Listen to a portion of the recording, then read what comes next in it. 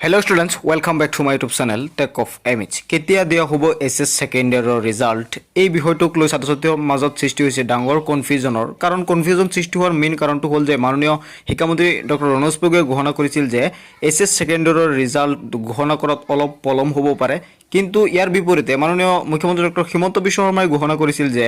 2 দিনৰ ভিতৰত হঠাৎ অতি সোনকালে ঘোষণা হৈ যাব এছএছ সেকেন্ড ইয়াৰৰ ৰিজাল্ট তোমালোকে হয়তো দুয়োজনৰ মন্তব্য তোমালোকে শুনিছা ইয়াৰ পাছতে ছাত্ৰসকলৰ মাজত কনফিউজনৰ সৃষ্টি হৈছে আৰু বহুতে কমেন্ট কৰি কৈ আছে যে মাননীয় শিক্ষামন্ত্ৰীয়ে কৈছে ৰিজাল্ট ঘোষণা কৰাত পলম হ'ব কিন্তু মাননীয় মুখ্যমন্ত্ৰীয়ে কৈছে যে ৰিজাল্ট ঘোষণা অতি সোনকালে কৰা হ'ব 2 দিনৰ ভিতৰতে হঠাৎ তোমালোকৰ এছএছ সেকেন্ড ইয়াৰৰ ৰিজাল্ট ঘোষণা হৈ যাব তো আসল কথাটো কি আজিৰ ভিডিঅ'ত মই তোমালোকক জনাবলৈ চেষ্টা কৰিম গতিকে ভিডিঅ'টো তোমালোকে স্কিপ নকৰাকৈ সম্পূৰ্ণৰূপে চাবা আৰু ভিডিঅ'টো যিমান পাৰা তোমাৰ বন্ধুবৰ্গৰ সৈতে শ্বেয়াৰ কৰি দিবা যাতে সকলোৱে চাব পাৰে ভিডিঅ'টো আৰু তেওঁলোকৰো কনফিউজন দূৰ হ'ব পাৰে তো ছাত্ৰসকল তোমালোকে যদি দুয়োজনৰে মন্তব্য শুনিছা তেনেহ'লে নিশ্চয় বুজি পাইছা মাননীয় শিক্ষামন্ত্ৰী ডক্টৰ ৰণোজ পেগুৱে ঘোষণা কৰিছিল যে এইবাৰ এছএছ সেকেন্ড ইয়াৰত কি হৈছে 1.5 লাখতকৈ অলপ বেছি ষ্টুডেণ্টে মানে বেছিকৈ এপিয়াৰ হৈছে মানে আগৰবাৰ যদি সাপোজ তোমালোকে ধৰি লোৱা 3 লাখ ষ্টুডেণ্ট হয় এইবাৰ এছএছ সেকেন্ড ইয়াৰত কি হৈছে 4.5 লাখ ষ্টুডেণ্ট মানে 1.5 লাখ এক্সট্ৰা ষ্টুডেণ্টে এইবাৰ এক্সাম দিছে মানে বেছি 1.5 লাখ ষ্টুডেণ্টে এক্সাম দিয়াৰ কাৰণে এইবাৰ এছএছ সেকেন্ড ইয়াৰত বহি চোৱা বা মাৰ্কশ্বিট প্ৰস্তুত কৰা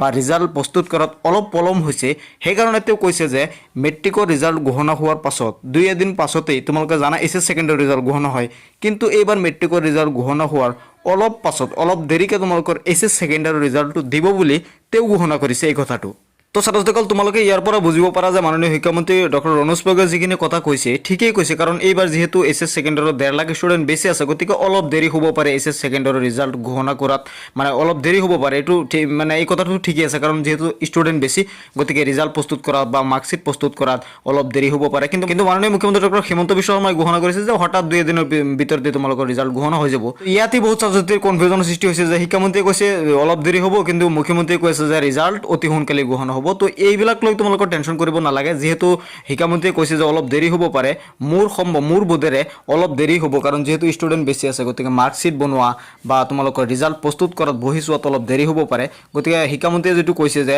তোমালোকৰ মেট্ৰিকৰ ৰিজাল্ট ঘোষণা কৰাৰ পাছত অলপ দেৰিকৈ তোমালোকৰ এইবাৰ এছএছ সেকেন্ডৰ ৰিজাল্টটো ঘোষণা কৰিব এইটো সত্য হ'ব পাৰে নহ'লে আজি বা কালি তোমালোকে ৰিজাল্ট পাই গ'লাহেঁতেন কিন্তু এতিয়ালৈকে ৰিজাল্টৰ কিন্তু অফিচিয়েল নটিফিকেশ্যন অহা নাই মোৰ মতে শিক্ষামন্ত্ৰীয়ে যি কথাটো কৈছে যে এইবাৰ যেহেতু তোমালোকৰ ষ্টুডেণ্ট বেছি আছে গতিকে অলপ দেৰিকৈ তোমালোকৰ ৰিজাল্টটো দিব পাৰে দেৰিকৈ মানে মে মাহৰ শেষৰ সপ্তাহত বা মে মাহৰ শেষৰ ফালে অৰ্থাৎ 30-31 নহ'লে জুনৰ প্ৰথমতে 1-2 তাৰিখে তোমালোকৰ এছএছ সেকেন্ডৰ ৰিজাল্টটো ঘোষণা কৰা হ'ব মাননীয় মুখ্যমন্ত্ৰীয়ে কোৱা কথাটো ঠিক আছে যেহেতু 1.5 লাখ ষ্টুডেণ্ট বেছি আছিল গতিকে সম্ভৱতঃ বহি চোৱা কাম শেষ হ'ব বা তোমালোকৰ ৰিজাল্টটো প্ৰস্তুত কৰাত অতি সোনকালে তেওঁলোকে কৰিব আৰু কৰি পেলাই তোমালোকৰ মে মাহৰ শেষত নহ'লে জুনৰ প্ৰথম 1-2 তাৰিখে তোমালোকৰ এছএছৰ ৰিজাল্টটো দি দিব যেতিয়া অফিচিয়েল নটিফিকেশ্যন আহে তোমালোকে হয়তো পাই যাবা তো ছাত্ৰসকল যেতিয়া অফিচিয়েল নটিফিকেশ্যন আহি যায় মই তোমালোকক জনাবলৈ চেষ্টা কৰিম গতিকে চেনেলটো এতিয়া সাবস্ক্ৰাইব কৰি দিয়া পৰৱৰ্তী ভিডিঅ'ৰ নটিফিকেশ্যন পাবলৈ লগ পাম পৰৱৰ্তী ভিডিঅ'ত কোনো এটা নতুন টপিকৰ সৈতে আজিলৈ ইমানে ছাত্ৰছাত্ৰীসকল ধন্যবাদ।